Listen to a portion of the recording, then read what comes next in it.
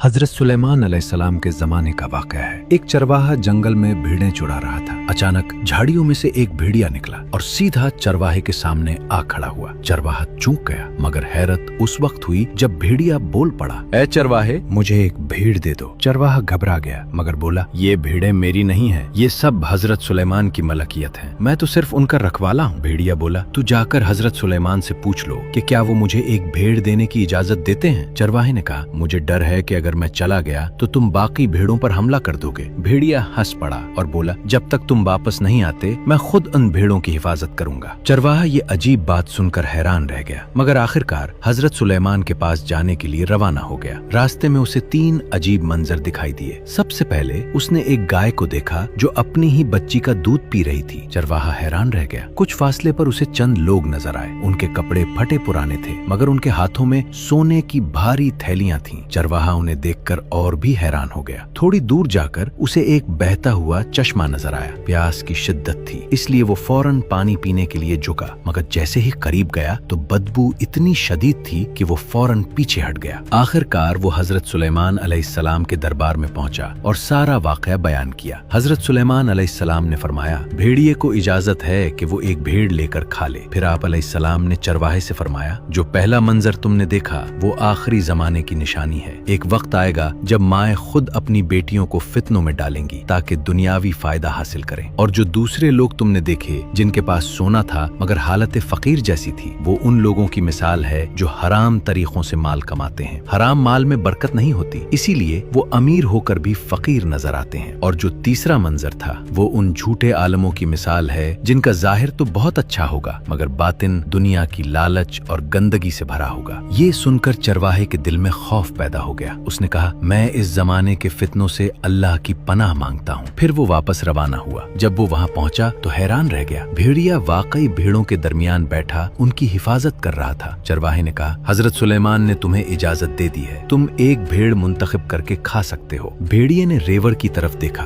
चंद लम्हे गौर किया और आखिरकार एक कमजोर और बीमार भेड़ को मुंतखब कर लिया। चरवाहे ने हैरान होकर पूछा, तुमने यही भेड़ क्यों चुनी? भेड़िया बोला, क्योंकि ये अपने रब के जिक्र से गाफिल थी। जो अपने रब की तस्बीह से गाफिल हो जाए वो बड़ी आजमाइश में पड़ जाता है।